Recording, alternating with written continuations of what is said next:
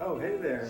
I'm working on the WaveDyn. That's something that I helped develop with Skywalker Lenses. What we have here is we did topography with the patient, and the more red, the more irregular there is. Usually we would expect all of this to be bluish green or maybe a bow tie. This person has a steepening down in this lower part of the cornea. And they were 39 years old, Asian lady from China. She had Lasik. Afterwards, she was doing a lot of eye rubbing and ended up getting corneal ectasia. Now her prescription is really high. She's like a negative 625, negative 850, axis 102.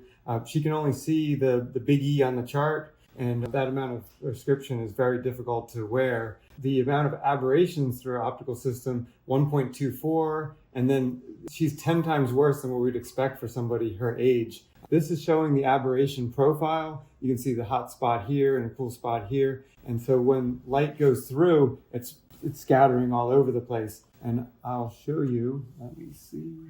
I will show you once we put a scleral lens onto her eye, you'll notice that the amount of RMS went down. That's the total amount of aberrations went down significantly. It was 1.14, now it's 0.41. And her severity ratio is like 3 times worse than would be expected for her age.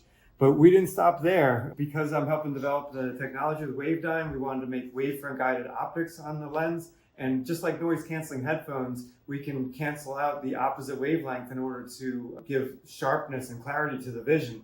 So with this particular lens, with the regular standard lens, we got her around 20/25 or 20/30.